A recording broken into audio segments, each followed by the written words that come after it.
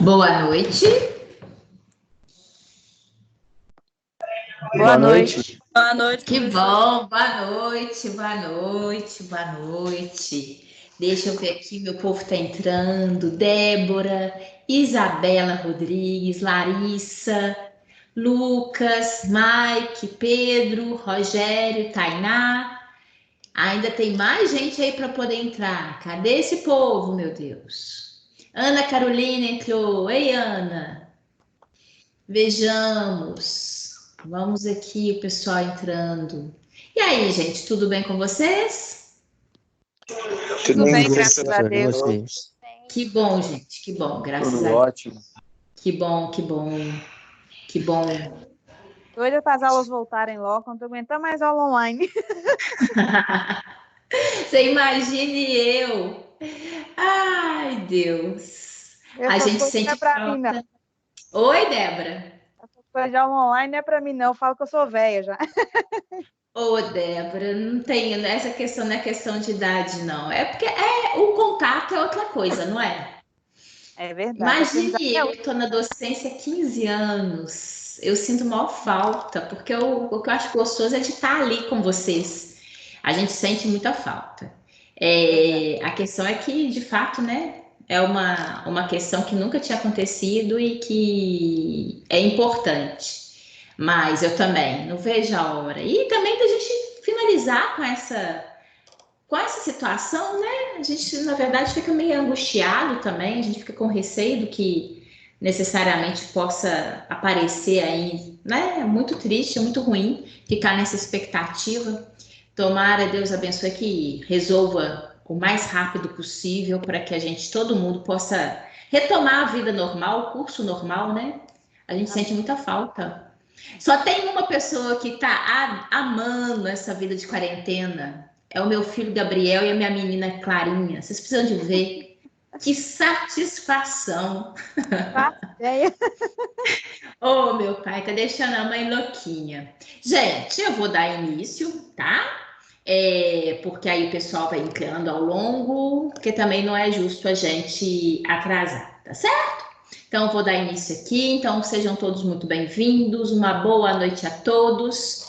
Que tenhamos uma noite abençoada, tá certo? Fiquem à vontade, a gente vai fazer o mesmo esquema de vocês manterem os microfones desligados, mas na qualquer coisa, qualquer momento, possam parar, possam interferir aqui, participar, perguntar, que é muito bem-vindo e isso é muito gostoso, muito bom aqui para nossa conversa, tá bom? Então, hoje, inclusive, nós vamos tratar de um assunto que, particularmente dentro da fisioterapia, eu acho que é muito interessante para vocês, né?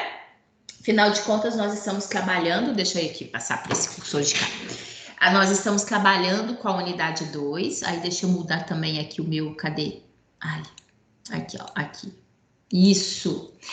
Nós estamos trabalhando dentro da unidade 2, falando sobre o sistema esquelético e tecido muscular, né? E hoje nós vamos completar justamente essa unidade falando de um assunto muito interessante que é a característica das articulações, né? Daquilo que a gente vem trabalhando. Olhem só, vou fazer uma introdução aqui para a gente ver dentro do contexto. Nós apresentamos a estrutura esquelética, né? Verificamos ali a composição do tecido ósseo, vimos a participação do tecido cartilaginoso, sempre destacando a função esquelética, tanto no seu contexto de sustentação da estrutura corporal, na característica de proteção de órgãos internos, também dele servir como alavancas para as estruturas musculares, para nós realizarmos as nossas atividades. Além daquilo que a gente sempre trabalhou também, que no tecido ósseo, nós temos nele um local de reserva de minerais, especificamente cálcio, fosfato, que inclusive é um grande diferenciador desse tecido esquelético, desse tecido ósseo, que é a mineralização. né? Mas aí, justamente dentro desse contexto, a partir do momento que nós realizamos nossas atividades, nós colocamos as nossas estruturas ósseas em movimento, né? E elas precisam de estar articuladas, né? Ou seja, é necessário que todas as estruturas ósseas possam ali haver entre elas uma articulação que permita uma mobilidade, né? Nós vamos ver que nem todas necessariamente, embora seja muito comum a gente falar de articulação, nem todas necessariamente me promove grandes movimentos, mas funcionando muito como elo de estruturas ósseas, né? Mas isso é, inclusive, na sua minoria. Na maioria das vezes, e nós vamos apresentar aqui, as estruturas articulares nos permitem movimentos. Mesmo que às vezes haja algum tipo de restrição. Oi, diga, Angélica. Tá joia, Angélica? Boa noite. Boa noite, diga. Deixa eu te perguntar a imagem. Você já passou a imagem ou tá na primeira? Não. Eu tô só falando aqui mesmo, por enquanto. Tá bom? Só tô dando uma introdução para a gente começar. Na hora que eu mudar, eu falo, tá bom? Tá bom. E justamente disso, né, que nós vamos ver, que nos permite, inclusive, desses movimentos necessários e que, consequentemente, que é o nosso grande elo ali no dia a dia para realizar nossas atividades, tá bom? Então, como eu falei com vocês, eu só estou aqui recapitulando até mesmo da própria estrutura, que é o tema, né, da nossa unidade, para a gente contextualizar o assunto que a gente vai ver hoje. Então, como eu falei com vocês, agora eu mudei, tá, Angélica? A partir de agora, a gente vai trabalhar mudando aqui os slides. Então, olha só, o que são as articulações, né? O que elas nos promovem? Então, de fato, e é isso que eu chamo a atenção de vocês, as estruturas articulares, elas, na sua grande maioria, elas vão nos possibilitar movimentos, né? E aqui o que a gente tem, que é, de fato, poder, né, ter tanto de movimentos mais bruscos, é isso que eu queria identificar, mostrar aqui para vocês. Nós temos desde movimentos mais bruscos, mais intensos, mais pesados, até movimentos mais delicados, mais sutis. O fato é que no nosso dia a dia, se a gente parar para pensar, nós temos uma variação muito grande de movimentos, né? Ora nós precisamos de força, ora nós precisamos de exercer atividades mais intensas e ora nós precisamos de delicadeza. Até mesmo no contexto laboral, ou seja, até mesmo na execução dos nossos trabalhos, né? Tem momentos que nós precisamos de determinada agilidade, determinada força, e há momentos que nós precisamos, de fato, promover movimentos, ações bastante delicadas para uma boa execução da tarefa, né? Então, isso deva-se às nossas articulações. Diga, Débora. O balé aí que a senhora está mostrando a foto da bailarina, linda por sinal, ele exige bastante força também, viu? Isso! Posso olha, eu imagino, Débora. Bailarina também? Também. Débora, sim, mas uma coisa é incontestável. O que mais passa para a gente é a sutileza dos movimentos, né? Sim, imagina, ainda mais aqui nesse caso, olha, a força que ela não tem que ter, né? Mas aqui a gente chama muita atenção no sentido de que é uma delicadeza, né? É um sofrimento rindo, né? E falam que é verdade, né? Que o pé não é muito bonito mesmo, não, né, Débora? Ah, não, meu eu cuido muito bem dele. Então tá bom. Tá certo, Débora.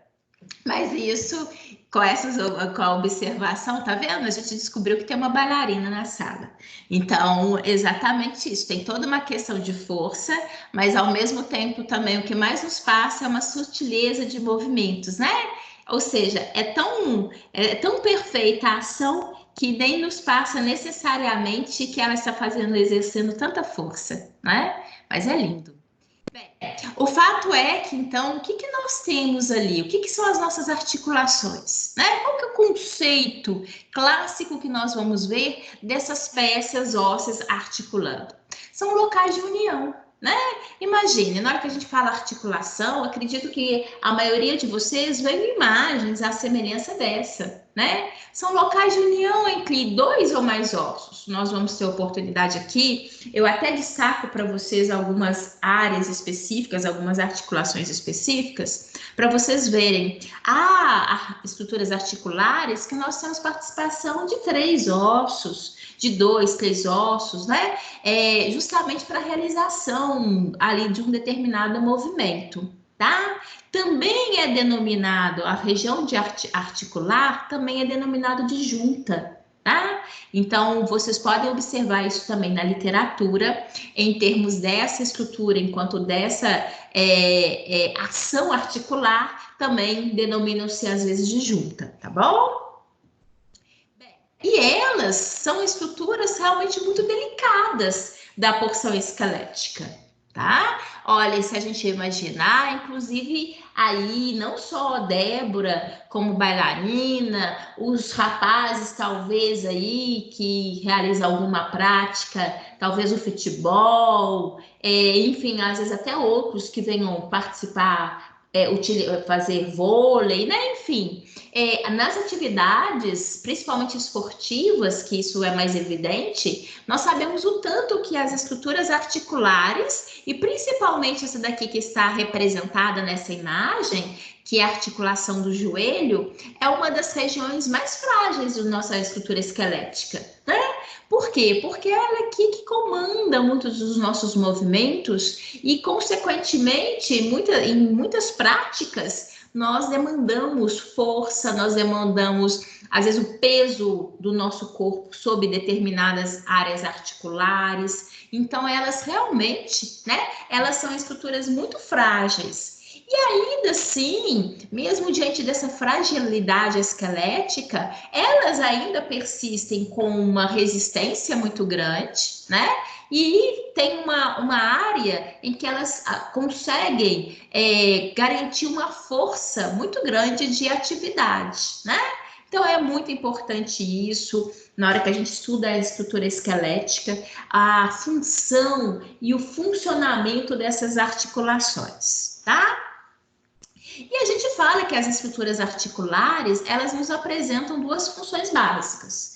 Como eu chamei a atenção de vocês naquela breve introdução, nós temos, através das estruturas articulares, possibilidade de mobilidade, né? Ação, movimentos da nossa estrutura esquelética. E, além disso, as estruturas articulares nos permitem a união das estruturas das peças ósseas, o que também ela por si só já é muito importante, né? Na hora que a gente observa, por exemplo, uma imagem como essa, olha também a elasticidade do indivíduo, né? E aqui só é possível esse indivíduo realizar uma ação física, como ele está executando aqui nessa imagem, a partir do momento que existem estruturas articulares aqui e que, consequentemente, inclusive até mesmo do que a gente vai ver da própria coluna vertebral, que permite com que ele possa executar ações como essa, tá? Angélica, quer falar alguma coisa? É que eu deixei o áudio ligado aqui. Não, é porque eu pensei que você ia comentar. Não, tudo bem. Então, isso daqui são 2 funções clássicas, né? Muito perceptivas por nós em termos ali do dia a dia e da função dessas peças articulares, tá? E as articulações, elas recebem uma classificação. Na verdade, elas são classificadas em 2 contextos. Um sobre a sua característica estrutural, tá? Que eu vou apresentar a vocês. E outra quanto à sua função.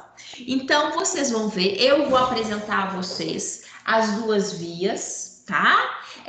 Mesmo porque possa ser que vocês ali, num artigo científico, ainda mais diante de vocês, né? Dentro da fisioterapia, tentando fazer uma pesquisa mais específica em determinada região, buscando todo esse apanhado científico, vocês possam encontrar diferentes classificações e é importante que vocês tenham conhecimento disso, tá bom?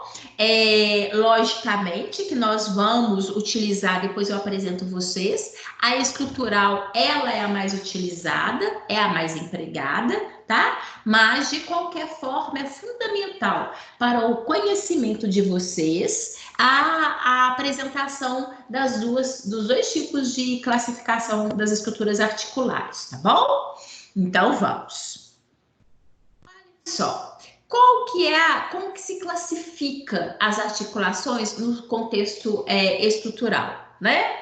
Ele é baseado quanto ao tipo de material que mantém as estruturas ósseas unidas, tá? E se ele possui ou não uma determinada cavidade entre as superfícies articulares. Então, nós observamos que na classificação articular estrutural, eles pegam o quê? A estrutura em que se baseia aquela articulação.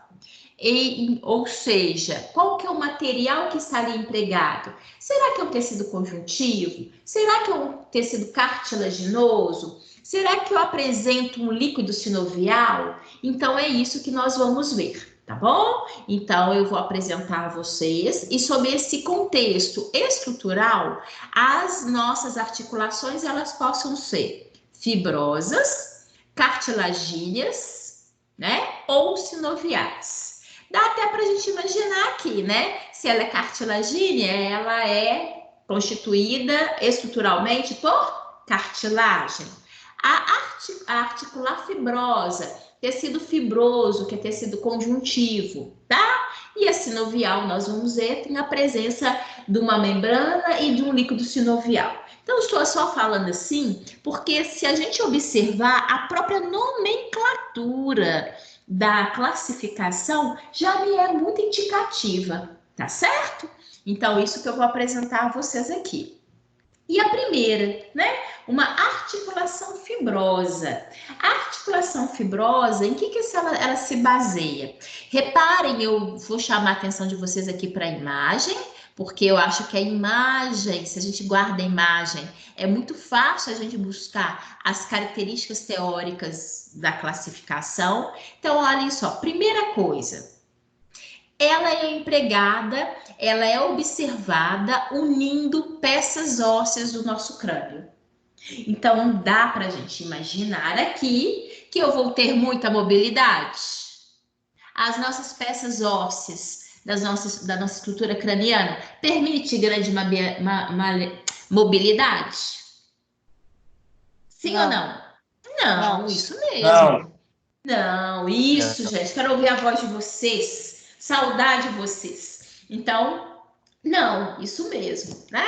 Então, é importante a gente perceber aqui que na articulação fibrosa, uma das características é ter pouca mobilidade, né? E a maioria, inclusive, mobilidade alguma, a partir do momento que elas são peças que praticamente esse tipo articular, ele permite o quê? A união de peças ósseas, tá bom? O que faz aqui, na hora que a gente observa, parece até uma costura, né? Na hora que a gente observa essa região articular, na verdade eu não consigo observar muito material, não. Isso daqui, gente, é um tecido fibroso, isso aqui é um tecido conjuntivo, tá? Que une as peças ósseas. E ela, consequentemente, também tem como característica ter pouca elasticidade, né? Então, olhem só, é uma articulação fibrosa, que como exemplo eu observo como clássico, né?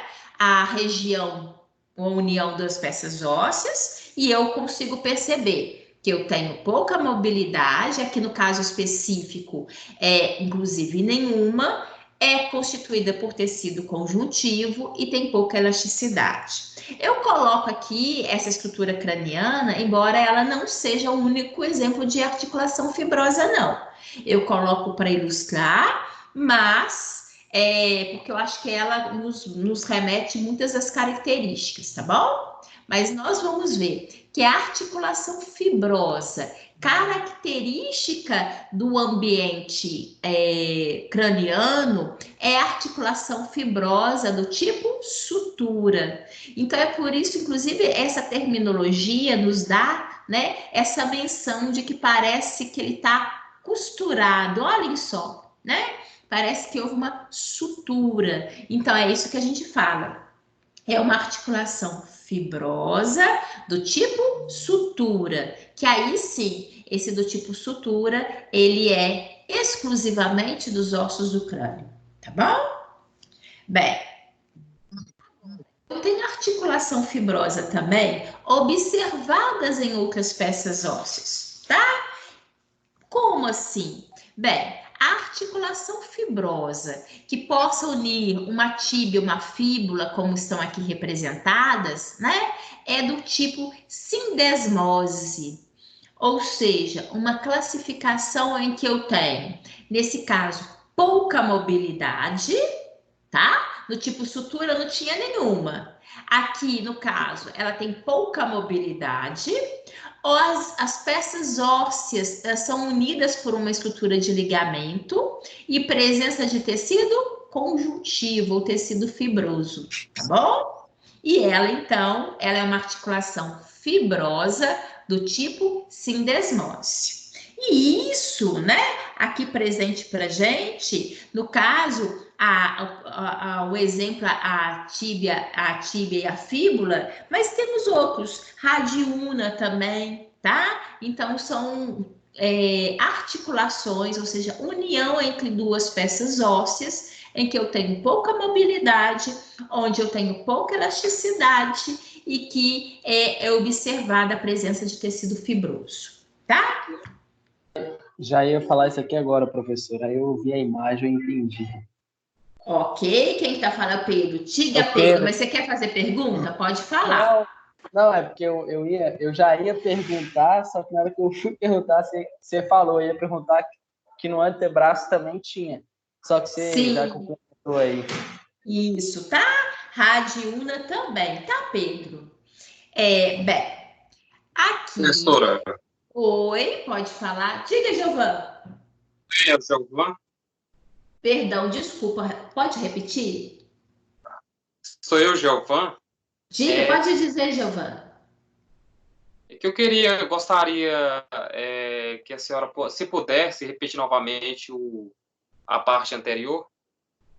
Anterior? Sim. Você está falando do tipo de sutura? Isso. Essa daqui, não é? A próxima. Sindesmose. Ah, tá. Essa daqui. Isso. Tá bom. Então, olhem só. Então, vejamos. Então, eu vou até observar aqui. Vamos fazer o seguinte, Giovana, já que você quer que eu repita essa parte, eu vou fazer um paralelo, só porque agora eu acho que dá para vocês entenderem e vocês observarem o que eu estou apresentando, tá bom? Vou fazer um breve resumo. Olhem só, nós estamos verificando a classificação das articulações, sendo que elas possam ser fibrosas. As articulações fibrosas são caracterizadas por unir peças ósseas, tendo nessa união presença do tecido fibroso, tendo como característica pouca ou nenhuma mobilidade e ser um tipo de articulação com pouca elasticidade. Bem, a articulação fibrosa possa ser 2 pontos. Do tipo sutura, quando a gente tem a união entre as peças ósseas que unem o nosso crânio, onde inclusive ela recebe o nome porque a maneira como nós observamos esse ambiente articular é semelhante a uma sutura. Aqui no caso específico eu não tenho mobilidade alguma, né? É clássico que uma vez a estrutura, a peça óssea totalmente ossificada, eu não tenho movimentos entre o frontal, o parietal, o temporal. Aqui são peças que são unidas e que não permitem movimento entre si, tá?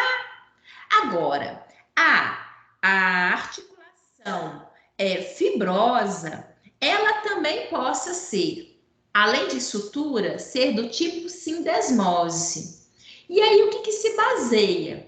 Na sindesmose, eu tenho aqui pouca mobilidade, tenho também a presença desse tecido fibroso aqui entre as duas peças ósseas. Aqui nessa imagem, especificamente, eu tenho a articulação entre uma tíbia e uma fíbula, tá? E também temos como possibilidade entre, como a gente pode observar aqui, o rádio e a una, que é a característica articular do antebraço, tá? Então, são exemplos em que eu repito, eu apresento aqui um tecido fibroso unindo as duas peças ósseas, existe pouca mobilidade e pouca elasticidade, tá bom? Então, esse conceito é observado aqui e como exemplos clássicos na sindesmose, nós temos esses processos articulares, ok? Ok, Giovana, eu repeti o que você queria? Ou resta alguma dúvida? Ok? Não, ficou bem claro, sim. Obrigada, tá? De nada, Giovana. Fique à vontade e todos vocês. O importante é vocês acompanharem, tá bom? Bem, agora o próximo, ou seja, a articulação fibrosa, ela também possa ser do tipo gonfose. O que se caracteriza essa articulação fibrosa gonfose? O exemplo também ele é único. Por quê? E é até fácil, porque aí fica fácil a gente lembrar e fácil a gente observar esse tipo articular. É a articulação dos nossos dentes com a estrutura óssea do alvéolo dentário. Então, é um tipo de articulação em que também não há mobilidade, existe um leve tecido fibroso que ajuda a união dessas duas peças, e que a gente fala que é um encaixe como se fosse um pino.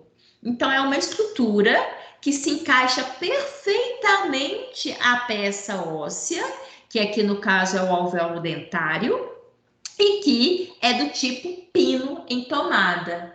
Então, isso daqui, inclusive, deixa eu chamar a atenção de vocês, na hora que eu gosto muito de dar exemplos, mas na hora que eu falo isso, é uma característica que vocês observam dentro da anatomia. Não é invenção, aquilo que às vezes eu faço comparação, eu não coloco aqui para vocês não, né? Eu falo, explico e falo, olha, parece com isso. Mas essa daqui é uma classificação clássica da articulação gonfose. Acredito que fica fácil para a gente lembrar, uma vez que é um exemplo único, né? Ou seja, bastante específico esse tipo de articulação, tá certo?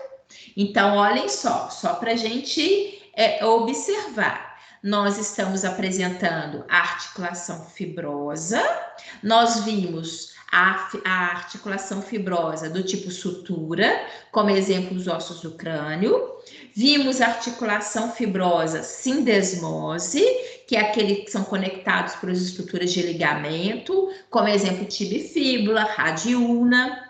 E estou apresentando a terceira e última classificação da articulação fibrosa, que é do tipo gonfose, onde eu tenho como exemplo clássico, né, e único, a implantação dos nossos dentes no alvéolo dentário, tá bom?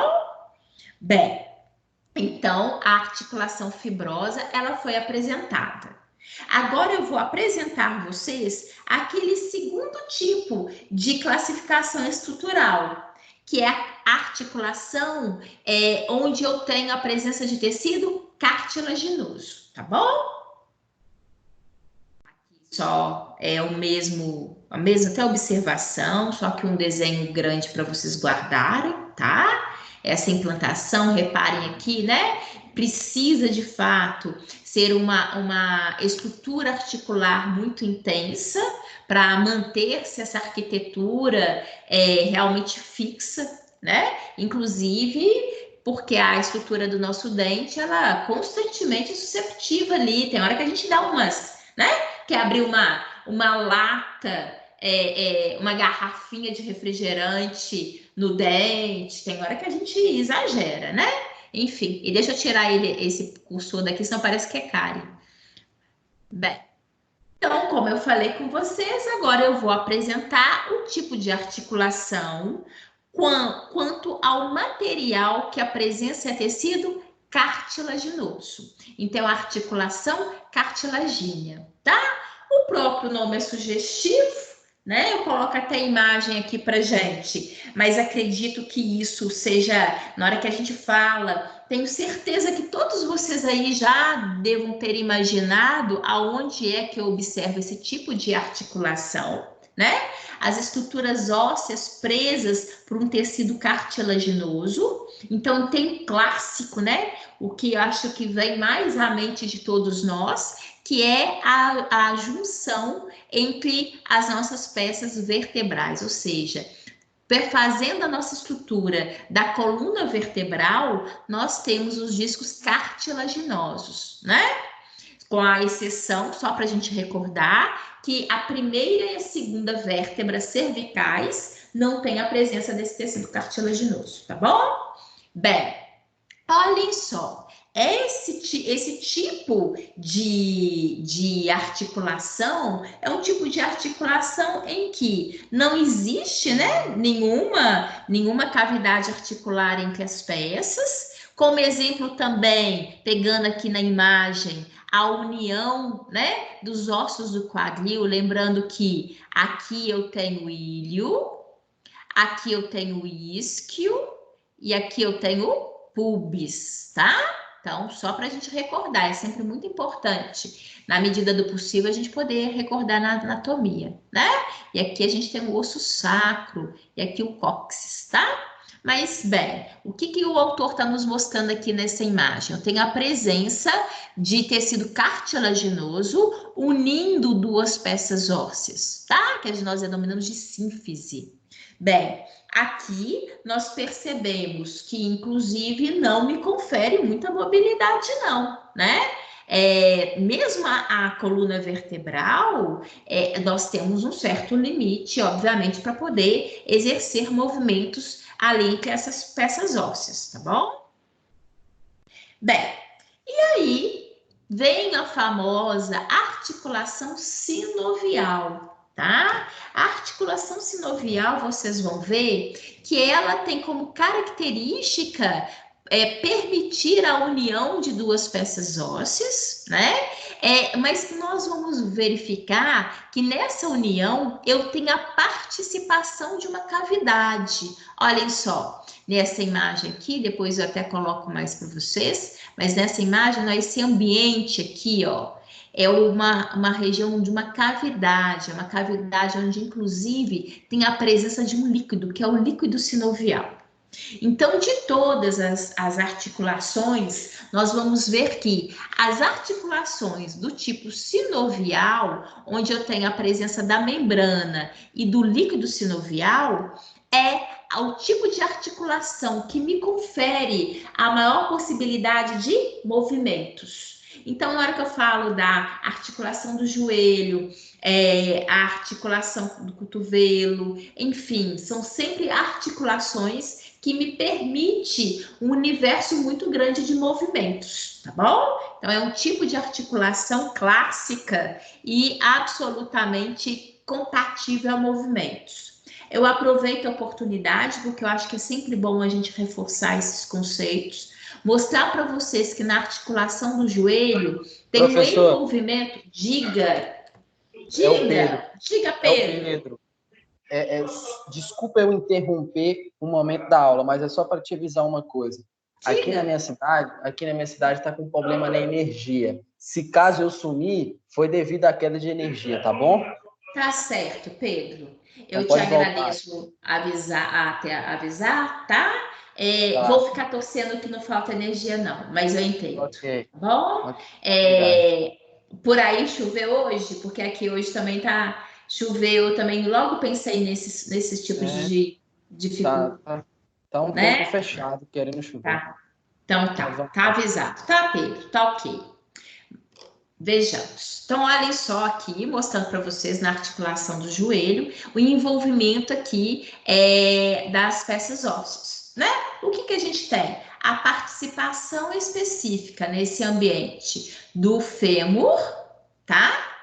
Da tíbia e da patela, tá bom? Porque ali na articulação do joelho, esse movimento concatenado, haverá participação direta dessas 3 peças ósseas, tá? E é nesse ambiente aqui que eu vou ter aquela articulação sinovial que eu vou apresentar para vocês ainda em maiores detalhes, tá bom? Professora, boa noite. Boa noite, Angélica. Diga, pode falar. Muitas pessoas, assim, tem umas 2 amigas minhas que ela sente que depois que ela começou a fazer exercício físico em academia, ela começou a sentir muita dor no joelho. Será que é devido a exercício errado ou dá alguma lesão mesmo no local onde a pessoa sente a dor no joelho, de acordo com quando ela está fazendo exercício físico? Ó, Angélica, logicamente que aqui a gente vai falar de possibilidades, né? Que a gente, isso na verdade, elas precisam ser avaliadas por profissionais capacitados para isso. Mas a gente tem que ter muito cuidado na hora que faz atividades em academia, porque precisa de realizar atividade de acordo com o perfil do indivíduo. Então, não é só ir à academia e realizar aquilo que eventualmente um colega falou que seja bom, uma atividade que talvez é fundamental, que elas possam ser assistidas ali por profissionais, educadores físicos, para que eles possam orientá-las, tá? Por quê? Porque isso que você me falou é muito sério. Na prática da atividade física, se porventura ela não for bem realizada, ou se ela for muito extenuante, ou seja, se a pessoa fazer uma atividade física muito intensa, além do que naquele momento para ela é indicado, ela tem realmente a possibilidade de promover, não só na hora que ela tem a sensação dolorosa, é porque de alguma forma ela está exigindo mais esse processo articular. E como é a articulação, como nós falamos, a articulação é uma das estruturas mais frágeis da nossa estrutura esquelética. Tem toda a rigidez, tem toda a constituição, mas é justamente isso. A partir do momento que eu estou sentindo sensação dolorosa e eu permaneço naquela prática que possa estar sendo ofensiva à minha articulação, eu vou ter a médio e longo prazo desgaste e prejuízos, tá?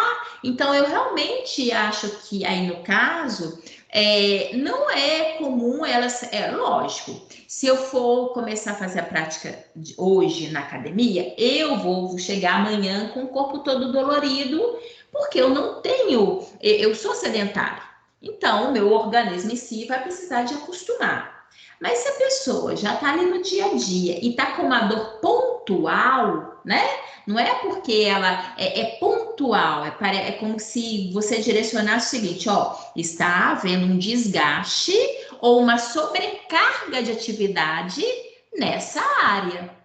Então, eu acho que vale a pena ela conversar ali com o professor, né, o profissional ali, o educador físico, comentar dessa sensação que está persistente, porque às vezes ele possa substituir atividades, né, que venham amenizar ali e aí fazer com que ela não tenha essa sensação dolorosa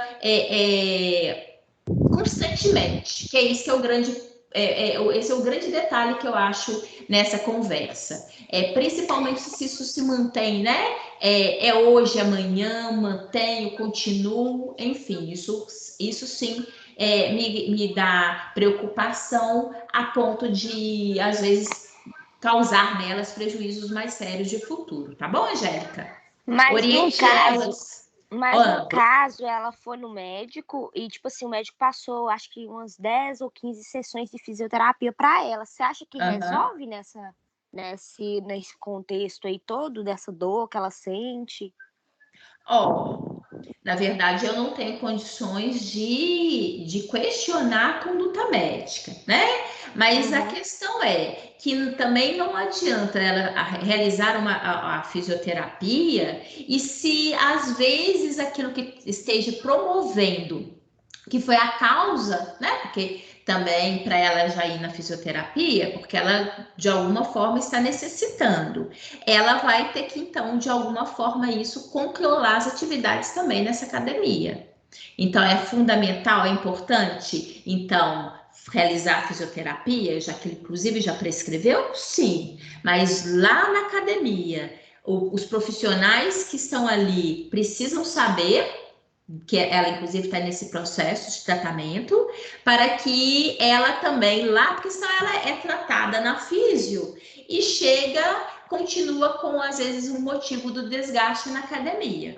Então, isso é importante ela participar, porque aí os profissionais, né? Que eu não posso aqui de forma alguma, eles são profissionais, eles que têm a capacidade de avaliar e de entender. Mas é fundamental que eles saibam do processo. Mas ela, no momento, ela não dá nem conta de fazer, ela não consegue nem, como é que fala? Então ela não tá indo mais na academia, não? Não, ela não tá indo. Tá bom. Ela já não então tá aí indo. faz sentido. Ela não consegue mais fazer movimento pelo fato do joelho dela tá com esse desgaste aí, ela não consegue, né? Professora. Anteriormente, ela não tinha nada? Foi de uma hora para outra? Foi de uma hora para outra. Aí, tipo, nem o instrutor dela conseguiu, tipo assim, ajudar ela, falar com ela o que era. Aí pediu ela para ir no médico, ela foi, daí o médico passou para que ela faça as consultas dela lá no fisioterapia para ver se resolve, né? Ok, melhora mais ou não. É importante ter assistência médica. Adilson. Luciene. Oi, só um minutinho que o Adilson tinha. Oi, diga, Adilson. Professor, boa noite, primeiramente. Boa noite, Adilson. Aqui, eu posso ajudar a senhora a responder a pergunta da Angélica, e eu sei que a senhora está mais capacitada, mas eu tenho um certo conhecimento, assim, porque eu já sou... Pode falar, Adilson. Então vamos lá, Angélica, ajudando a professora aí, com certeza a sua amiga, Angélica, falar. Na hora de fazer as atividades na academia, ela não está flexionando os joelhos da forma correta, e também a professora falou em relação ao acompanhamento dela. Com certeza, na academia onde ela está, os instrutores não estão dando para ela o suporte devido. E essa dor no joelho, eu falo isso porque eu tive isso também há um tempo atrás numa academia que eu malhava, por conta disso, porque os instrutores não estavam nem aí para a qualidade do que os alunos estavam fazendo exercício. E com isso estava prejudicando o meu joelho. Então, é de grande importância, na hora de você fazer um exercício físico, você sempre flexionar o joelho, porque com certeza a sua amiga estava fazendo algum exercício de agachamento, algum alongamento assim para as pernas e tal, e acabou danificando o joelho dela. Ela está sentindo essa dor e teve esse desgaste porque ela estava sobrecarregando o joelho com peso. Uma vez que você faz o exercício e não posicionando da forma correta. Da forma também correta, se a postura não estiver ereta, tiver a coluna torta, influencia muito também no joelho. Exatamente, a postura tem que estar ereta, ela tem que estar com a postura, estufar bem o peitoral, o tórax, ela tem que flexionar os joelhos, manter a postura reta, flexionar os joelhos, para justamente não sobrecarregar tanto a coluna e o joelho, porque se ela ficar de forma desproporcional, errado, vai danificar não só o joelho, como a coluna. Então, todo exercício, você tem que dar uma baixadinha, flexionar os joelhos e estar sempre atento. E no seu limite, talvez também ela excedeu o limite de onde poderia fazer os exercícios dela lá, e com isso danificou. Porque comigo aconteceu desse jeito, professor. Eu estava sentindo dor, mas... o seu chegou a melhorar? Você fez melhorou. Melhorou. E eu só chamo a atenção, Adilson, porque aqui a gente tem que ter o cuidado, porque assim, pontuar possíveis falhas, né? Mas que, na verdade, a gente não conhece os profissionais, né? De repente, assim, eu concordo, por isso que eu chamei a atenção. Uma prática de atividade, ela precisa ser orientada por profissionais. Porque aí sim, eles vão orientá-la a intensidade, a postura adequada, igual o Adilson falou, acho que o Leone também mencionou, completou, eles estão certíssimos, né? Tem toda uma postura adequada para que realmente a gente não sobrecarga. Isso, inclusive, no nosso dia a dia.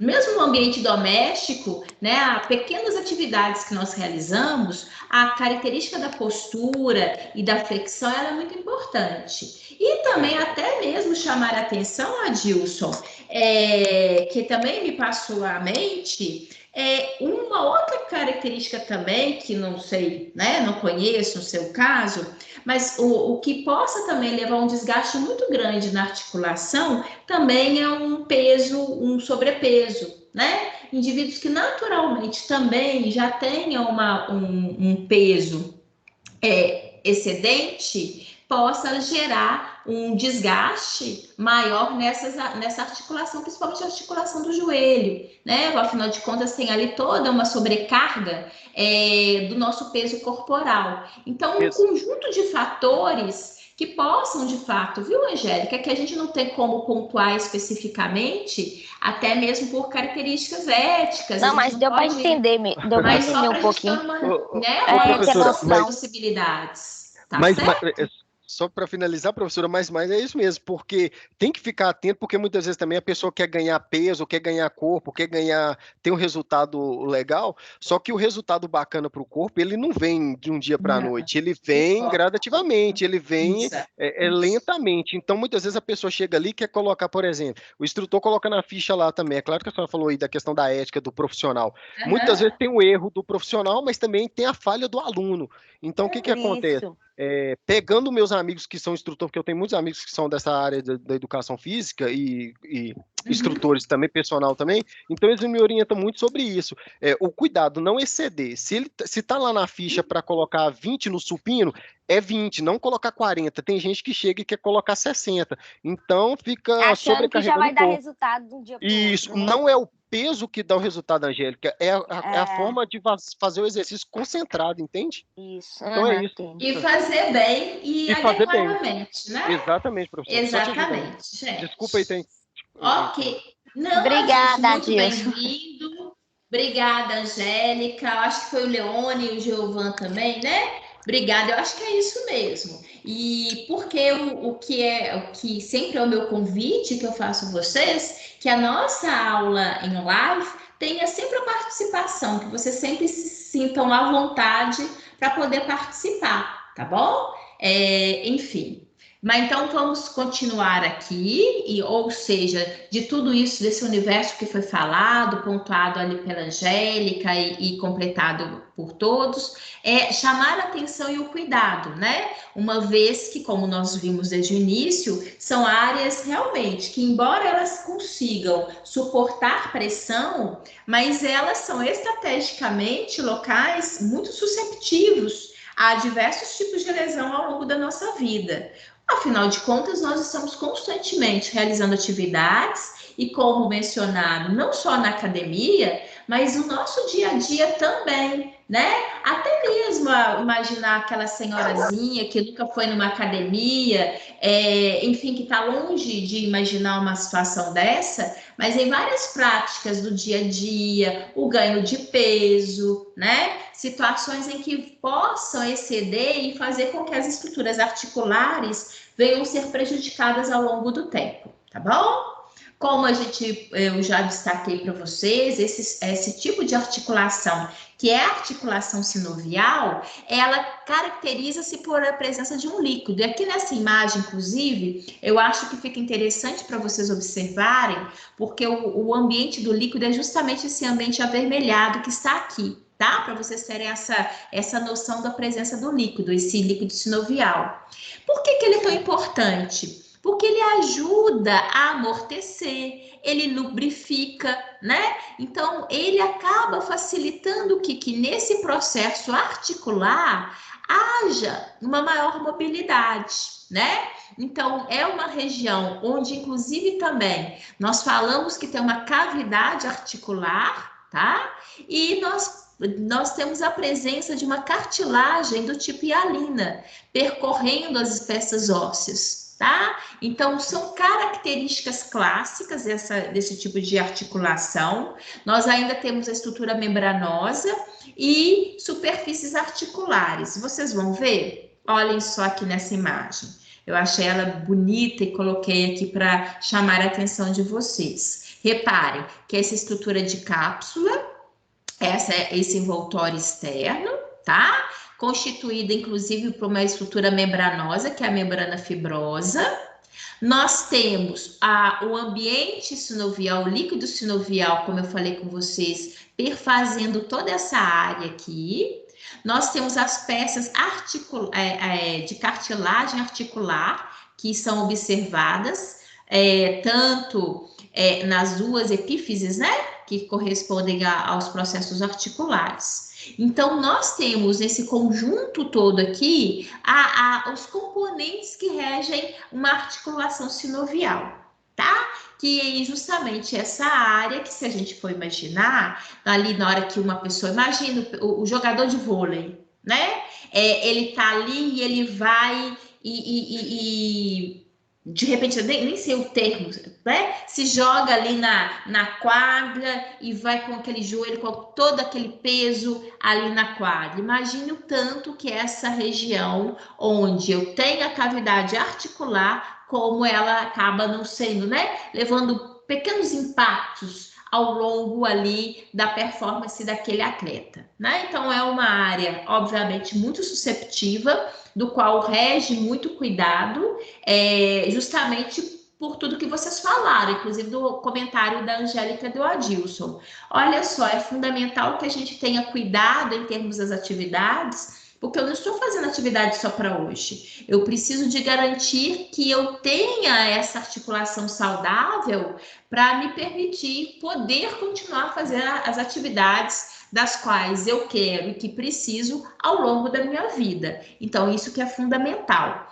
De uma maneira geral, como eu falei com vocês, as articulações do tipo sinovial são as que nos permitem, em termos de estruturas ósseas, os maiores movimentos, tá? Como aqui a gente tem, inclusive, a articulação do ombro, ela é, inclusive, tida, esse processo articular, como que me permite maiores movimentos, quando comparada a todas as demais. E eu até coloquei aqui para vocês, porque eu acho muito importante a gente sempre fixar isso. A articulação do ombro, ela envolve, obviamente, o úmero, né, através da sua região que a gente denomina a cabeça do úmero. Reparem aqui que nessa imagem, o autor da imagem colocou para a gente em verde justamente as áreas articulares. Então, eu tenho na articulação a cabeça do úmero e essa regiãozinha, que é o que a gente denomina da fossa, né? A fossa glenoide, que é do osso da escápula. Então, aqui eu tenho uma articulação que me permite, né? Igual isso aqui, a gente, nesse momento mesmo, eu posso movimentar aqui o meu braço e ter ali toda uma articulação, toda uma possibilidade de movimentos extremamente amplo, né? Então, é isso que a gente fala, permite uma gama enorme de movimentos justamente do apendicular superior, tá bom? Ô, professora. Diga. É o Pedro. Diga, Pedro. No cotovelo, a gente tem a presença dessa fossa aí, glenoide? Ou outra? Também. Tá? Eu vou mostrar para você já. Tá? Também. Inclusive, a articulação sinovial que nós temos. Olha aqui. Olha só. Pedro. No caso específico do cotovelo, eu tenho a participação de 3 peças ósseas, tá? Eu tenho do úmero, eu tenho do rádio e tenho da ulna. E existe aqui, ó, chama a atenção de vocês, a presença articular com, inclusive, a presença do líquido sinovial, que também nos permite, né? Eu acho até que fica fácil da gente identificar onde nós temos a articulação sinovial em função dos movimentos. Eu coloquei essa imagem, mas também achei muito interessante essa, porque sempre a gente está ali reafirmando a anatomia óssea, né, com vocês. Então, vocês podem observar aqui o úmero, rádio, tá? E a una? A una é que ela apresenta essa estruturazinha, né? Bem, ó, até eu chamei a atenção de vocês. Na hora que a gente está diante da peça óssea, ele tem uma protuberância que lembra até a letrinha U. Então, fica fácil de identificação e vocês aí no dia a dia, tá? Então, eu tenho a estrutura articular também, que envolve, então, uma gama grande de movimentos, dos quais nos permite, obviamente, não só ter aquele movimento do membro apendicular, não só a partir da região do ombro, como também do cotovelo, tá bom? E aí, já que nós realizamos tantas atividades, né? Estamos aí imersos a tantas atividades físicas, e como a Angélica comentou, a Dilson completou, infelizmente não nos faltam situações de adversidades, né? E nós podemos, e eu coloco aqui para vocês, porque hoje eu vou falar da articulação, mas não tem como a gente não falar de algumas intercorrências que podem ocorrer nessas áreas. E uma clássica, inclusive dos dias atuais, é o cisto sinovial, inclusive até mesmo em função aí que hoje em dia as pessoas, né, realizam, existem muitas lesões por esforços repetitivos, a gente sabe disso, né? Então existem algumas áreas que são, inclusive, mais susceptíveis a vir a ter algum tipo de desgaste, algum tipo de problema. E a presença do cisto sinovial é justamente uma possibilidade que leva, muitas das vezes, o indivíduo a ter realmente uma situação dolorosa muito grande, tá? E o que ele apresenta? É justamente o extravasamento do líquido sinovial. Porque o líquido sinovial fica naquele ambiente da membrana, envolvido pela membrana, né, sinovial. E ele possa, por esses desgastes, haver um vazamento, um extravasamento desse líquido, tá? E ele fica preso dentro de um ambiente de uma bolsa. Por isso que nós denominamos o termo de cisto. Só para vocês terem uma ideia, na hora que eu falo cisto, já pressupõe-se que internamente eu tenho um líquido, tá? Aqui a gente está falando do cisto sinovial, mas nós possamos vir a ter cistos em várias partes do nosso corpo por N outros motivos, tá bom? Bem, e o que aqui eu chamo a atenção de vocês? Eu vou até colocar aqui, ó, né? Aqui, ó, é um vazamento do líquido sinovial, tá bom? E do qual a gente consegue perceber porque ele possa ser, inclusive, ser observado pela palpação, tá? Então, a gente consegue verificar isso, às vezes até macroscopicamente. Eu vou mostrar para vocês, tá? É importante chamar a atenção, porque isso gera um desgaste. Vocês imaginem, se eu tenho aqui nesse ambiente articular um extravasamento do líquido, consequentemente eu tenho a minha tendência a ter prejuízos articulares e sensações dolorosas que vão começar a ser impeditivas do movimento. Olhem aqui para vocês. Diga, pode falar, Angélica.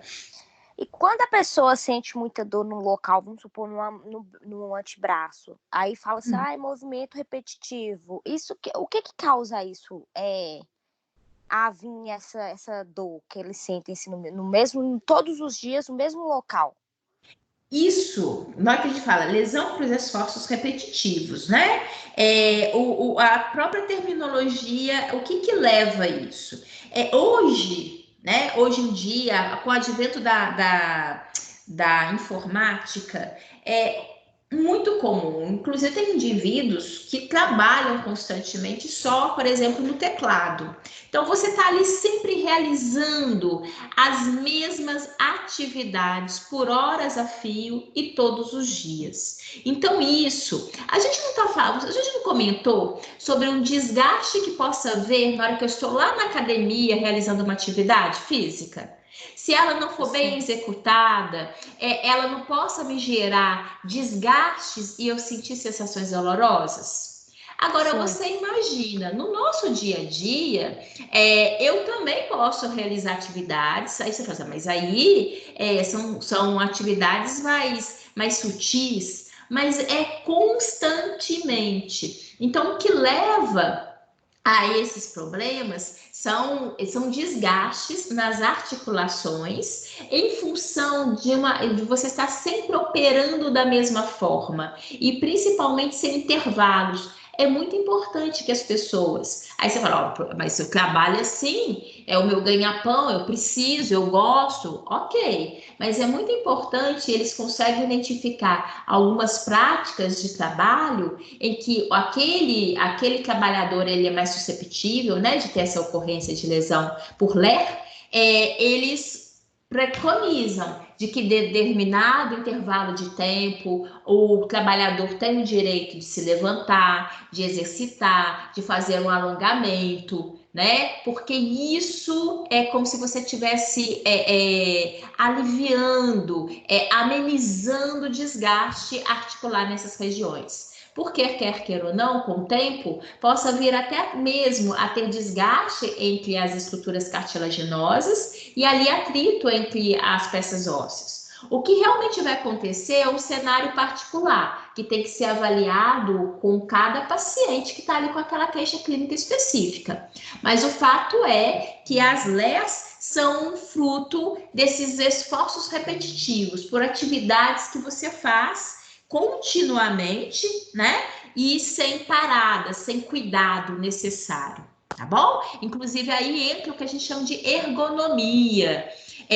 Quando os rapazes falaram da postura, né? Igual agora mesmo, eu falando com vocês, até me consertei aqui. Nós agora estamos de frente, igual que eu estou de frente para o computador, estou sentada, então eu tenho até que ter cuidado com a minha postura. Então, toda essa característica de postura, ter uma cadeira com uma altura adequada, ter aqui um teclado ergonômico, que me permite apoio da articulação aqui das mãos, para que eu possa exercitar a minha atividade com maior propriedade, com maior conforto anatômico. Tudo isso colabora para se evitar as lesões por esforços repetitivos, tá? Tá bom, entendi. E aqui, inclusive, é uma das possibilidades. Isso também possa acontecer por esses esforços mais intensos, esses indivíduos são mais susceptíveis de, nesses ambientes de articulação sinovial, haver o extravasamento do líquido e a formação do cisto, que, como eu já mencionei anteriormente, ela acaba sendo, de fato, uma situação muito incômoda, dolorosa. Aqui, só para vocês terem a visão, né, o tanto que, de fato, ela possa vir a ser observada macroscopicamente, como eu falei com vocês. Vocês imaginem, reparem que é muito comum nessas imagens, o cisto sinovial está na região do punho, né? Justamente, principalmente por causa dos dias de hoje, ó. As pessoas que estão ali utilizando muito do teclado, não precisa ser teclado de computador, não. Hoje em dia os indivíduos, a gente não larga celular, né? Igual vocês mais jovens, vocês conseguem escrever ali, utilizar aquele teclado ali com uma rapidez, uma agilidade. Gente do céu, eu sou da época da datilografia, onde que a gente ia uma por uma, né? Vocês no instantinho, e isso constantemente. Então, isso possa gerar um desgaste articular com extravasamento desse líquido sinovial e que é como indicação, inclusive, cirúrgica, tá? Então, a gente tem que ter cuidado disso, porque gera comprometimento, né? E, inclusive, para cair no ambiente de uma situação de necessidade de cirurgia também, é preferível a gente evitar esses desgastes, porque todo o processo cirúrgico, ele sempre confere uma possibilidade de, às vezes, complicações, né? Por mais simples que seja. Bem, e agora eu vou apresentar a vocês, só para vocês se recordarem, né? No início, o que eu falei para vocês? Falei que nós temos a classificação, quer seja ela estrutural, que foi o que a gente viu, a estrutural, onde se baseia quanto ao tipo de material e se para ele manter as peças unidas, né? Agora, eu vou apresentar a vocês a segunda classificação que eu disse desde o início, que é a classificação funcional, tá bom? A classificação funcional, o que ela considera? Ela vai avaliar o grau de mobilidade, o tanto que aquela peça, né, ela possa se mover ou não, permitido por essa articulação. Então, nós acabamos por classificar as articulações funcionais em articulações sinarcloses, anfiarcloses e diarcloses, tá? Que é o que eu vou mostrar para vocês agora. Olhem só. As articulações sinarcloses são aquelas articulações imóveis. Então, é um tipo de classificação que vai indicar justamente, como nós falamos anteriormente, as estruturas cranianas, tá bom?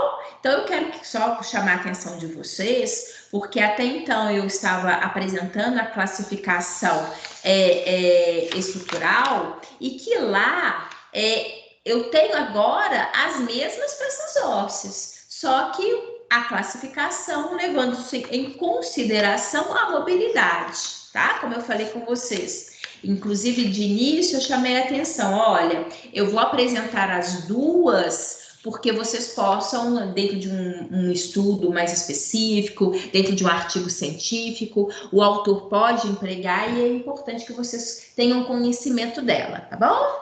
Então, aqui no caso, as sinarcloses, como elas permitem o movimento, realmente o movimento, praticamente elas são imóveis, então nós denominamos de sinarcloses.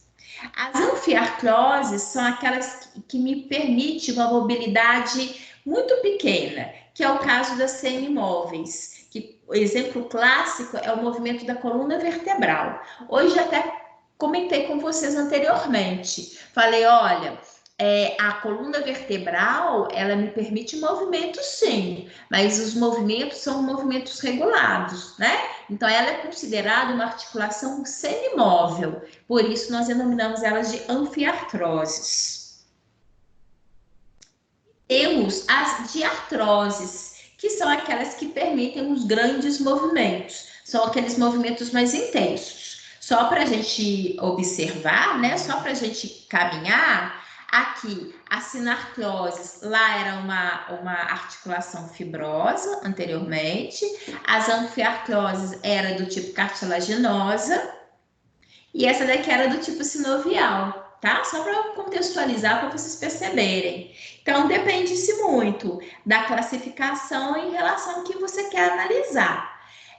Eu falei com vocês e, de fato, até coloca aqui, ó, a classificação estrutural, ela é muito mais complexa, né? Ela é muito mais completa e ela é a mais utilizada. Tá? Inclusive é o que eu coloco aqui no meu material, mas para poder chamar a atenção do aluno, que para a gente ter como base a classificação estrutural, tá bom?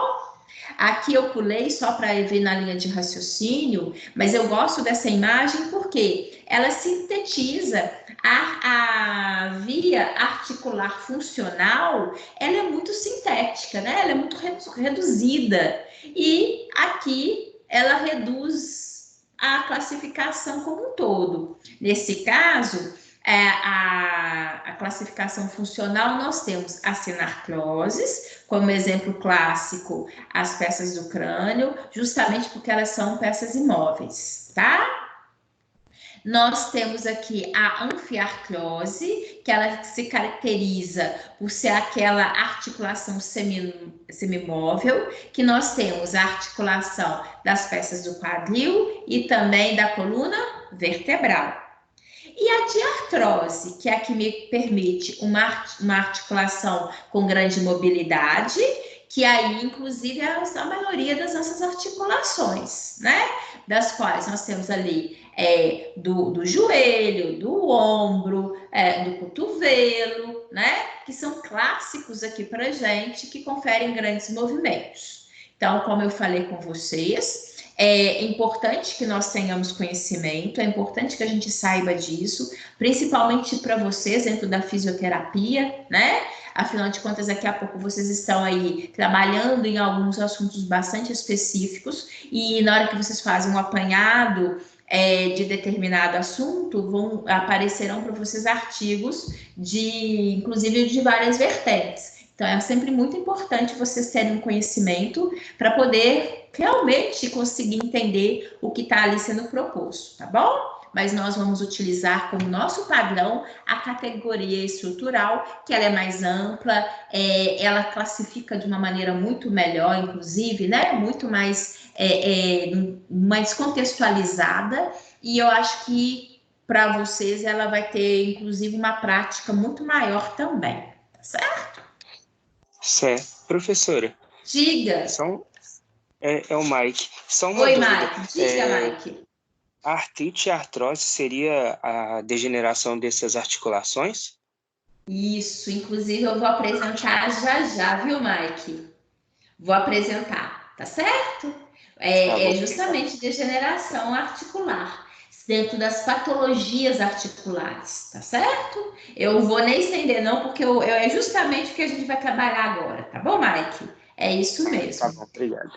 Eu chamo sempre a atenção dos meus alunos, porque a gente sempre apresenta para vocês os aspectos anatômicos e funcionais dentro de um padrão de normalidade, né? Que é o que aqui a nossa disciplina trabalha muito com a morfofuncional. Como que o nosso organismo, ele se apresenta anatômica e fisiologicamente. E sempre colocamos para vocês os principais processos patológicos relacionados àquilo que a gente está estudando. Eu sempre chamo a atenção do meu aluno, porque é o seguinte, na hora que a gente coloca aquilo que é padrão, aquilo que é saudável, é tudo tão bonito, é tudo tão cheio de detalhe, que às vezes o aluno fala assim, nossa, mas quanto detalhe! Mas aí eu sempre chamo o meu aluno para refletir o seguinte, olha o lado do patológico, por quê? Na hora que você vê que às vezes a ausência de pequenos detalhes, aquilo que você eventualmente, na hora que você fala da saúde, você acha assim, para que isso? Isso daí é importante? Será que eu preciso saber isso mesmo? Mas é porque tá tudo bem. Mas na hora que a gente vê que na hora que falta uma coisinha como aquela, um detalhezinho como aquele que você imaginava que não tenha problema, o impacto que isso possa gerar no corpo humano, aí eu acho que vocês conseguem valorizar muito mais o que a gente está estudando, né? Então, ele é muito importante, a gente logicamente não esgota, mas é muito importante a gente colocar para vocês esses processos patológicos também. E mesmo porque faz parte, né, ali no dia a dia de todos nós, a característica disso, não só porque possa ocorrer conosco, como também a gente sabe da importância em relação ali, vocês são profissionais da área de saúde, né, e estarão ali juntamente com seus pacientes, uma atenção, enfim, tá? Isso tudo é muito importante. Olhem só, vou aqui colocar para vocês a característica das entorses, tá? Chamando a atenção dessa importância, o que vem a ser entorse? E é tão frequente, né? Tão frequente de acontecer conosco, enfim. A gente fala que as entorses é justamente quando a gente percebe que as estruturas de ligamentos que estão ali colaborando para o processo articular, eles vão ser ou estirados ou possam ter algum rompimento, tá? Então, existem alguns locais que são clássicos que tendem, sim, a ocorrer com maior frequência essas entorses, que é o que eu vou apresentar para vocês. Inclusive aqui, ó, a região lombar da coluna vertebral, senhores, eu vi, se não me engano, eu até postei para vocês um vídeo, porque às vezes eu fico muito procurando material que venha ser instrutivo para vocês na hora que eu coloco aquele material no AVA, e tem um médico chamando a atenção que dores na região do lombar é uma das principais causas de afastamento, sensação dolorosa e afastamento médico aqui no Brasil, viu? Então, é uma fonte aqui muito grande de situações dolorosas, de entorse, ou seja, que tenha todos nós, né? Possamos vir a ter alteração ali nesses ambientes articulares, e até reforço mais uma vez o que a gente comentou. Essa situação, ela possa ocorrer no nosso dia a dia, quando o Adilson salientou em termos de postura, essa situação de entorse específica, às vezes um levantamento de um peso, você movendo alguma coisa na sua casa, enfim, uma posição inadequada possa gerar um desgaste e uma situação de entorse. Quais são essas áreas, né? Além da região lombar, quais são as áreas que são mais tendenciosas a apresentarem essa situação de entorse? Tem o clássico, que é o tornozelo, né? Ele vem também uma das principais áreas que sofrem com esse processo. A articulação do joelho também é outra, né? Ou seja, todas muito relacionadas a essa mobilidade. Particularmente a entorse que ocorre no pé, né? Ela é muito clássica porque a gente está ali no dia a dia, quando você pisa em falso, né? As meninas, quantas vezes meninas, olha só, tem dia que a gente quer caprichar, né? Precisa de um ambiente específico, você capricha no visual, coloca um saltinho, né? E a gente está ali andando pela rua, assim, com aquela toda circunstância, e as nossas calçadas, as nossas ruas cheias ali de buraquinho, né? Quantas vezes a gente... Oi, diga, Débora. Só a título de conhecimento, eu virava muito pé antes de eu começar a fazer as aulas de balé. E aí, quando eu comecei, eu relatei isso à minha professora, né? E ela me passou muitos exercícios para fortalecimento de tornozelo. Depois que eu passei a fazer esses exercícios, eu parei de virar o pé.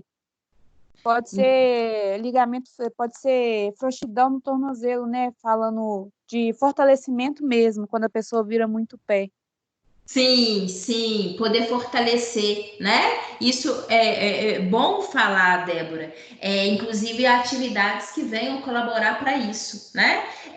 Mas que o fato é que existem situações também ali do dia a dia, inclusive ali com o nosso ambiente, que não nos prepara, que nos permite, às vezes, ter uma mobilidade adequada, que a gente acaba conseguindo virar, né, ter essas situações em que eu acabo atingindo a minha região articular, promovendo uma entorse. É muito importante isso, porque ela é muito dolorosa, né? Existe o fracionamento dessas estruturas de ligamento, inclusive o indivíduo, e a gente, muitas das vezes, nessas situações de entorse, é fundamental que a gente tenha, né, no caso, a necessidade, inclusive, de ir para um médico para ele poder avaliar se realmente baseia-se numa entorse ou se porventura ocorreu uma fratura de fato, né? Uma das características é porque... Por que você possa até ficar na dúvida? Porque a situação de entorse, além de ser muito dolorosa, ela também imobiliza o membro. Então, esse indivíduo ele precisa de ter uma avaliação. Normalmente, na entorse, a gente observa o que a gente denomina de equimose, que é isso daqui, ó, essa coloração avermelhada, que nada mais é do que a infiltração de sangue que ocorre no membro afetado, tá? Então, ele vai ficar assim, ele, na verdade, no momento em si não é instantâneo, ele vai criando essa equimose ao longo, com o passar do tempo, né? Mas aí, e olha, aqui também dá para vocês perceberem que ele está edemasiado, né? Ou seja, ele está inchado, tá? É fundamental, como eu falei com vocês, que seja avaliado, para que tire-se qualquer possibilidade também de fratura. E a partir daí, também é administrado medicamentos que venham amenizar a sensação dolorosa. Essa pessoa, ela precisa de ficar, né, imobilizado um determinado período de tempo, em termos de atividades, ter cuidado para que ele realmente possa ter um restauro daquele ambiente, tá? Caso contrário, você possa lesionar ainda mais, principalmente em determinadas atividades que possam ser mais bruscas e aquele local que já foi afetado poder agravar. Professora. Oi, diga, Larissa. No final de 2018, em dezembro de 2018, eu trinquei o tornozelo, né? Eu tava de salto, e aí eu caí de salto, e aí eu caí em cima do meu pé, uma confusão. Ou seja, você tinha tudo para estar plena, absoluta, exatamente. E caiu. Eu sei, isso acontece nas melhores famílias, Larissa. E aí eu trinquei o tornozelo, então não foi só uma torção, né? Trincou mesmo, geografia. O meu pé ficou igualzinho aquele da foto, tava assim uma bola, e aí eu fui tirar a geografia no dia que eu fui até um ortopedista que era nessa parte mesmo de tornozelo. E aí foi, né, viu que tinha trincado, viu a radiografia, e aí eu tive que ficar com a bota, né, imobilizadora por 30 dias e usei muleta também por 30 dias, não podia pôr o pé no chão. Exatamente. Ele pediu para fazer 15 sessões de fisioterapia. Eu fiz as 15 sessões certinho, todos os dias. Só que até hoje, o meu pé, ele não é o mesmo. Ele faz os movimentos, só que é muito regrado. Eu não faço, não é igual era antes. Isso realmente acontece mesmo? A tendência não é voltar igual antes? Larissa, na verdade, na maioria das vezes, o que normalmente ocorre é voltar sim. Provavelmente você deva ter tido, ele não falou, depois você voltou, ele avaliou no contexto muscular, no contexto de ligamentos, ele não falou, não extrapolou nada em relação a isso, não? E depois de quase 2 meses, que eu já tinha feito tudo, a fisioterapia. E aí ele viu, eu falei que eu estava com uma limitação de movimento, mas ele falou que com o tempo isso passaria. Mas mesmo assim, essa limitação continua. Persiste, não, né? Não é a mesma coisa. Eu não posso, obviamente, falar assim, mas acredito que aqui no caso, você tenha tido algum tipo de comprometimento dos ligamentos. Até quando eu coloco salto hoje em dia, eu não consigo ficar por muito tempo. Se eu ficar muitas horas, começa a doer. Sim, então eu acredito que você tenha tido algum tipo de lesão nesse sentido. Que aí ele persiste, né? E acaba te causando essa limitação. Porque se a gente imaginar você, na verdade, você não teve fratura, você teve, houve um trincou, não foi? Se fosse só uma questão óssea, ainda mais trincar, nem fraturar intensamente não foi, não justificaria essa dificuldade de movimentos. Né? Eu acredito que você tenha atingido uma questão de ligamentos e até mesmo muscular, para que você acabe tendo essa conotação, tá bom? De repente, vale, né, se você tiver oportunidade ainda, insistir, né? Para ver se eles não poderiam, talvez até um pouco mais de fisioterapia, enfim, avaliar adequadamente para você voltar a sentir, né, esse restauro e voltar ao que era antes, principalmente em função da idade de vocês, são muito jovens. Quer queira ou não, a gente vai tendo mais limitação em função de várias circunstâncias ao longo da vida. Então, eu acho interessante você poder ainda avaliar isso, tá bom? Tá ótimo, obrigada. De nada, Larissa. Aqui, igual você comentou, né, realmente é uma situação em que a gente consegue verificar um alto grau de agressão, né? Não só interno, como externo também. Isso acaba sendo perceptível para a gente. Gente, só por favor, tem gente que está com o microfone ligado e tá até som de televisão aqui para gente. Bem, aqui colocando para vocês perceberem, né? Quando tem a entorse, inclusive aquele edema que eu mencionei anteriormente, né? Reparem vocês aqui através de um exame clínico básico, onde eu consigo comparar, consigo verificar o local edemasiado e comparando ele, inclusive, com um local de funcionalidade normal, né? Então, acho que fica fácil para a gente aqui verificar o trauma, a lesão que ocorreu na região.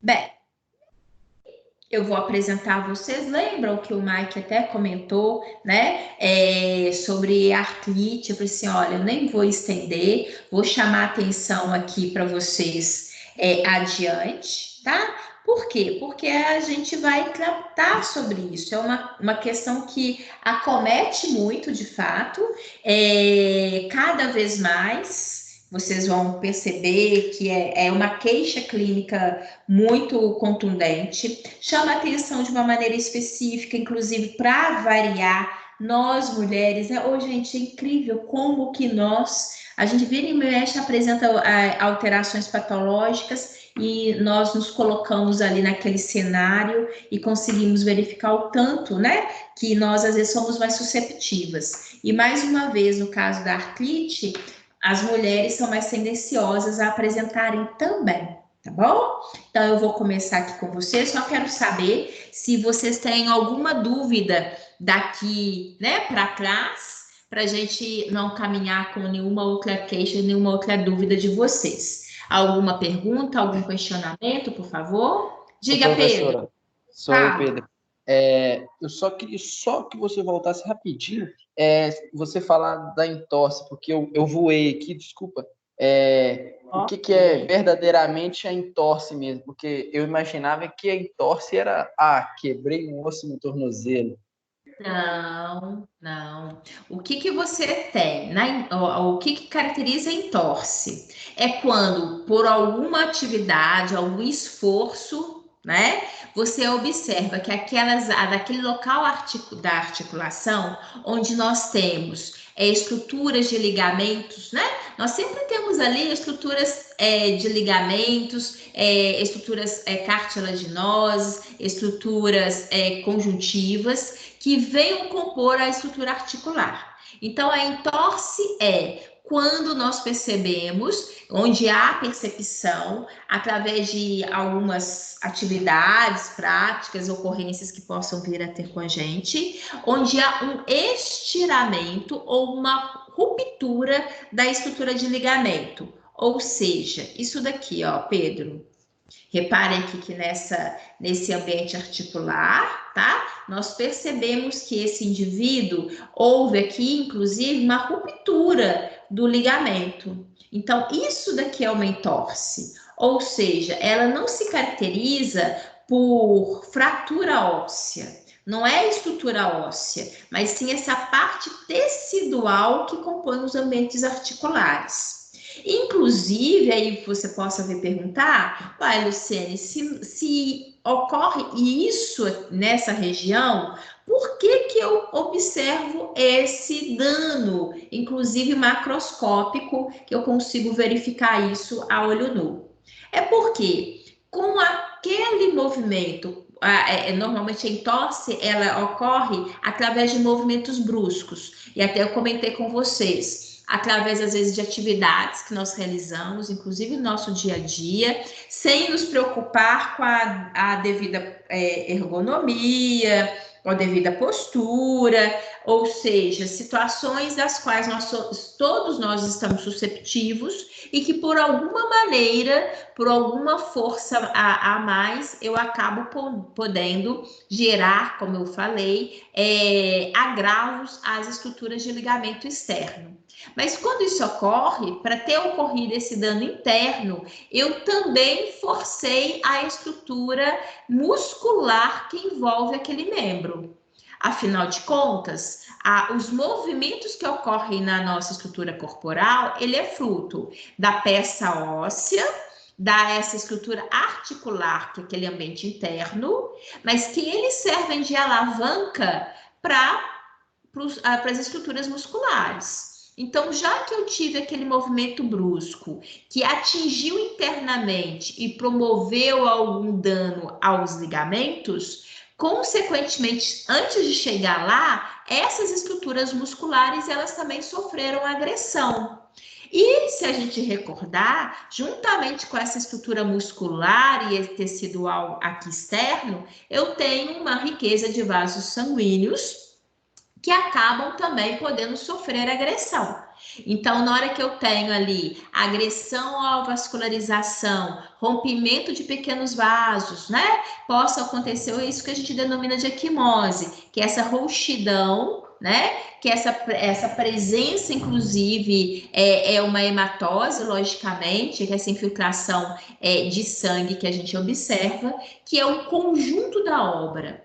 Então, aquilo interno, que foi a sua pergunta, Pedro, aquela lesão ao ligamento propriamente dito, eu não visualizo. Eu consigo perceber em termos de situação dolorosa.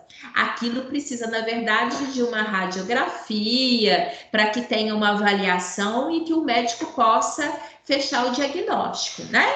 Agora, isso que é visível externamente, ela ocorreu, ela no conjunto, porque ele acaba também promovendo esses danos teciduais externos, dos quais pode ter essa agressão.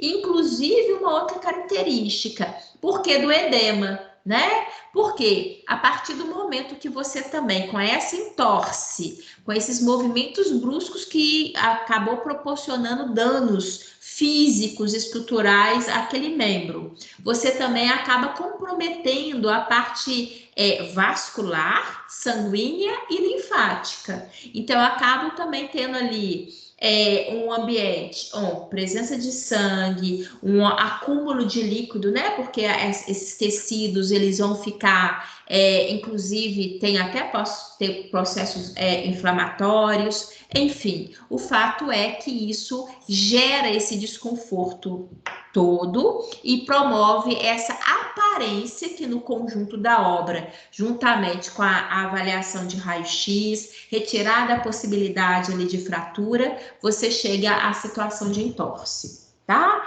Então, ela é uma situação, é uma agressão também muito séria, não significa que pelo fato de não ter tido fratura óssea, que ela não tem importância, tem muita importância. Como eu falei anteriormente, ela é imobilizante, então os indivíduos também têm que avaliar isso, tem que ter muito cuidado, porque, inclusive, olhem só, eu tenho uma possibilidade de rompimento, eu posso romper isso daqui e agravar absolutamente e muito e comprometer essa estrutura articular para o futuro. Então, a gente tem que ter um cuidado muito grande e ali, posteriormente, tentar evitar, né, dar repouso à estrutura articular, tomar os medicamentos necessários para aliviar a situação dolorosa e permitir, de fato, que o próprio organismo possa se restabelecer ali com o tempo, tá bom? Mas isso é muito comum, inclusive, mais comum do que se imagina.